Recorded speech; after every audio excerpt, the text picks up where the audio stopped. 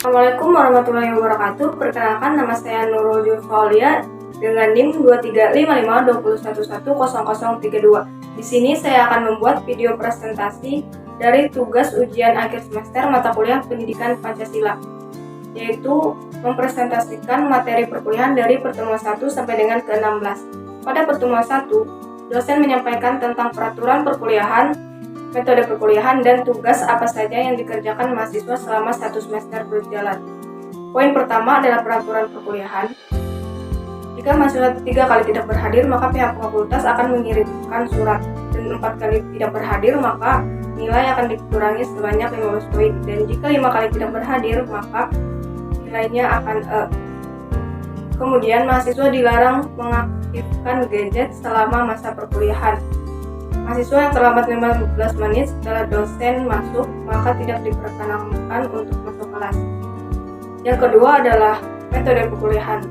Metode perkuliahan yang dipakai adalah CBSA, yaitu cara belajar siswa aktif. Poin yang terakhir adalah tugas apa saja yang akan dikerjakan mahasiswa. Yang pertama adalah tugas individu, yang kedua adalah tugas kelompok, ada kuis, ujian tengah semester, dan ujian. Pada pertemuan kedua membahas tentang pengenalan Pancasila. Pancasila sebagai dasar negara. Pancasila sebagai dasar negara berperan penting dalam mempersatukan beragam suku, agama, budaya, dan golongan di seluruh rakyat Indonesia. Pancasila sebagai dasar negara bukan hanya sebagai dokumen formal, melainkan juga sebagai panduan hidup yang harus diamalkan oleh seluruh rakyat Indonesia dalam kehidupannya sehari-hari. Makna dan nilai-nilai Pancasila. 1. Ketuhanan Yang Maha Esa, yaitu mengakui keberadaan Tuhan sebagai sumber kehidupan dan kekuatan yang mengatur seluruh alam semesta. Kedua, kemanusiaan yang adil dan beradab, yaitu menghargai martabat manusia sebagai makhluk Tuhan yang memiliki hak dan kewajiban yang sama di seluruh sumber hukum. Ketiga, persatuan Indonesia memiliki makna mewujudkan persatuan dan kesatuan yang beragam dalam keberagaman. Keempat, kerakyatan yang dipimpin oleh hikmat kebijaksanaan dalam permusyawaratan perwakilan memiliki makna menerapkan sistem peradilan yang demokratis. Yang kelima, keadilan sosial bagi seluruh rakyat Indonesia memiliki makna menjamin pemerataan keadilan sosial, ekonomi, budaya bagi seluruh rakyat Indonesia. Pada pertemuan ketiga membahas tentang sila pertama Pancasila yang berbunyi ketuhanan yang Maha Esa, yang memiliki makna kebebasan bagi warga negara untuk menganut agama dan menjalankan ibadah sesuai dengan ajaran agamanya, serta mewujudkan toleransi dan kerukunan antar umat beragama. Berikut saya akan menjelaskan tentang penerapan nilai ketuhanan dalam kehidupan berbangsa dan bernegara. 1.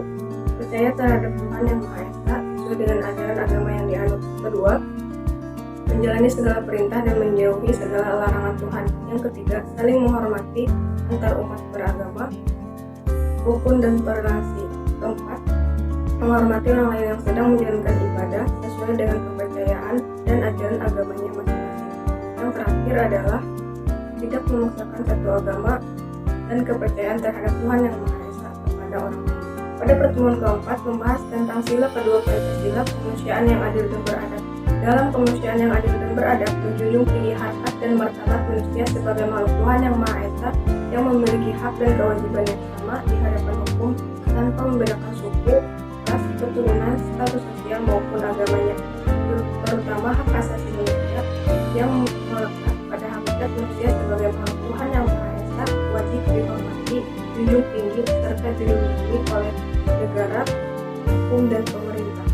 Jika hak asasi manusia itu tidak dilindungi dan dihormati, maka akan terjadi pelanggaran hak asasi manusia seperti yang terjadi pada tahun 1945 sampai dengan 1990. Pada pertemuan kelima membahas tentang sila ketiga Pancasila, yaitu persatuan Indonesia yang mengandung makna persatuan dan kesatuan dan kebersamaan seluruh rakyat Indonesia dalam keberagaman tanpa membedakan suku, ras, agama, dan golongan.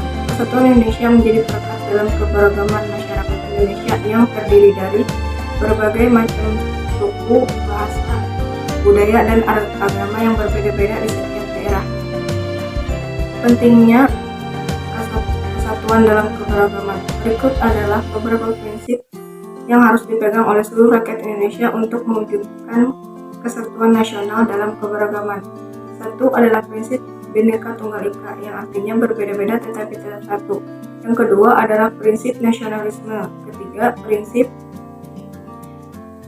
kebebasan yang bertanggung jawab. Keempat, prinsip wawasan Nusantara. Dan yang kelima adalah prinsip kesatuan pembangunan yang mewujudkan cita-cita reformasi.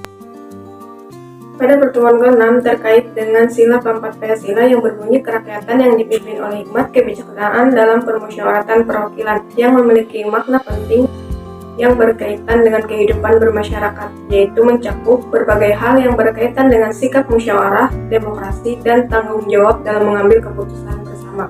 Contoh partisipasi politik dalam sila keempat yaitu 1. Pemilihan umum seperti memilih presiden, wakil presiden, anggota DPR, DPD maupun DPRD. Yang kedua adalah musyawarah desa yang berkaitan dengan kehidupan desa. Yang ketiga adalah penyampaian pendapat, dan yang keempat adalah peninjauan kinerja pemerintah. Pada pertemuan ke-7 dilaksanakan kuis, yaitu terkait dengan pertanyaan sila ketiga Pancasila Persatuan Indonesia. Dan di pertemuan ke-8 ada ujian tengah semester. Tugas yang diberikan adalah membuat presentasi video kelompok dengan materi kelompok yang sudah dibagikan sebelumnya. Sehingga ketika hari ujian tengah semester tiba, mahasiswa hanya melakukan presensi ke kampus. Pada pertemuan 9 membahas tentang sila kelima Pancasila yang berbunyi keadilan sosial bagi seluruh rakyat Indonesia. Makna dari sila kelima Pancasila berkaitan dengan keadilan sosial. Tentunya keadilan sosial dalam segala aspek kehidupan dari setiap rakyat Indonesia, mulai dari politik, ekonomi, sosial budaya, dan tidak kalah pentingnya adalah keamanan. Berikut adalah penerapan keadilan sosial dalam kehidupan sehari-hari. Yang pertama adalah mengembangkan perbuatan sikap yang luhur. Yang kedua, mengembangkan sikap adil terhadap sesama. Yang ketiga, menghormati hak milik orang lain. Yang keempat, menghargai hasil karya orang lain. Dan yang kelima, tidak memaksakan kehendak terhadap orang lain. Pada pertemuan 10 membahas tentang implementasi Pancasila dalam kehidupan sehari-hari. Implementasi Pancasila dalam kehidupan sehari-hari harus diterapkan dan diwujudkan dalam segala aspek kehidupan bermasyarakat, berbangsa, maupun bernegara. Implementasi nilai-nilai Pancasila dalam kehidupan sehari-hari adalah yaitu 1. Ketuhanan yang Maha Esa, yaitu dengan menghormati orang lain yang sedang melaksanakan ibadah sesuai dengan ajaran agamanya tanpa mengganggu mereka yang sedang melaksanakan ibadah. Yang kedua adalah kemanusiaan yang adil dan beradab, yaitu menghormati hak asasi manusia dengan memperlakukan semua orang adil tanpa diskriminasi. Yang ketiga adalah persatuan Indonesia, yaitu menghargai perbedaan suku, agama, ras, dan golongan. Yang keempat, kerakyatan yang dipimpin oleh hikmat kebijaksanaan dalam permusyawaratan perwakilan, yaitu dengan ikut berpartisipasi dalam bermusyawarah demokrasi untuk mencapai keputusan bersama.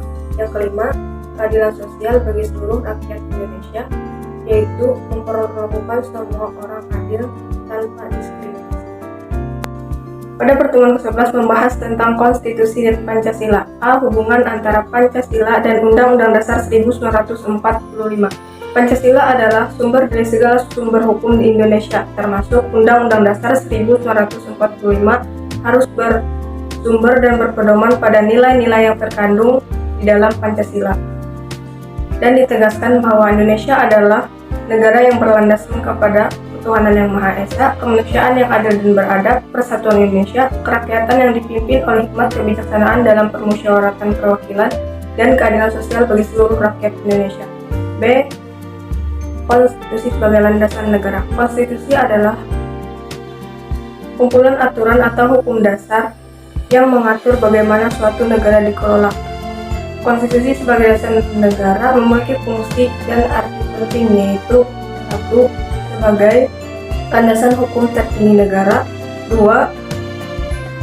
Pengatur struktur dan fungsi pemerintah. 3. Pelindung hak asasi manusia. 4. Simbol persatuan dan identitas nasional. 5. penyelesaian konflik konstitusionalisme. Pada pertemuan ke-12 membahas tentang Pancasila dalam konteks global. Dalam konteks global, penerapan nilai-nilai Pancasila seperti perdamaian, persatuan, dan keadilan memiliki potensi besar untuk kontribusi dalam menjaga perdamaian dunia. Indonesia perlu memahami perbandingan dan sejarahnya di dalam diplomasi perdamaian, serta belajar dari studi kasus keberhasilan Indonesia untuk memperkuat peranannya dalam mempromosikan perdamaian dunia. Indonesia telah memainkan peran penting dalam upaya mempromosikan perdamaian dunia, yaitu sebagai anggota aktif PBB dan terlibat dalam berbagai organisasi internasional. Indonesia juga sering menjadi mediator negosiasi perdamaian dunia, terutama di kawasan Asia Tenggara. Pada pertemuan ke-13 membahas tentang kepemimpinan Pancasila. Kepemimpinan berbasis Pancasila adalah gaya atau model kepemimpinan yang bersumber dan berpedoman pada nilai-nilai luhur yang terkandung di dalam Pancasila sebagai dasar negara dan pandangan hidup bangsa Indonesia. Nilai-nilai yang menjadi landasan kepemimpinan Pancasila adalah: 1. Ketuhanan yang Maha Esa, di mana seorang pemimpin harus menjunjung tinggi nilai keagamaan dan toleransi antar umat beragama. 2. Kemanusiaan yang adil dan beradab. Seorang pemimpin harus memandang setiap individu sebagai manusia yang memiliki hak dan kewajiban yang sama di hadapan hukum. Yang ketiga adalah persatuan Indonesia, di mana seorang pemimpin harus mampu menjadi pemersatu dalam keberagaman untuk mencapai keputusan bersama. 4. Kerakyatan yang dipimpin oleh hikmat kebijaksanaan dalam permusyawaratan perwakilan. Seorang pemimpin harus bisa mendengarkan suara rakyat dan mengambil keputusan dengan bijaksana. 5. Keadilan sosial bagi seluruh rakyat Indonesia.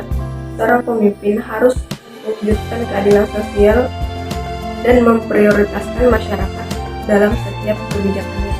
Pada pertemuan ke-14 membahas tentang integrasi nilai Pancasila dalam pembangunan nasional. A. Pemahaman tentang pembangunan berkelanjutan. Pembangunan berkelanjutan adalah konsep yang bertujuan untuk memenuhi kebutuhan sekarang tanpa mengorbankan masa depan, yang mencakup 3 aspek utama, yaitu 1. Aspek ekonomi yang berfokus pada pertumbuhan ekonomi yang stabil dan inklusif. 2. Aspek lingkungan yang menekankan pada pentingnya menjaga lingkungan dan melindungi lingkungan alam. 3. Aspek sosial yang bertujuan untuk mewujudkan keadilan sosial bagi seluruh lapisan masyarakat. B. Penerapan nilai Pancasila dalam pembangunan nasional. Salah satu contohnya adalah pemanfaatan teknologi dan inovasi dengan menggunakan teknologi informasi yang canggih dan modern. C. Peran mahasiswa dalam pembangunan berkelanjutan adalah sebagai agen perubahan, penyebar pengetahuan, dan masih banyak lagi lainnya. Peran mahasiswa dalam pembangunan berkelanjutan. Pada pertemuan ke-15, dosen memberikan kuis terkait dengan sejarah perumusan Pancasila sebagai dasar negara, dengan waktu yang diberikan adalah selama 15 menit. Pada pertemuan ke-16 ada ujian akhir semester, di mana tugas yang diberikan adalah membuat video presentasi masing-masing individu dengan meresum materi dari pertemuan 1 sampai dengan ke-16 dengan format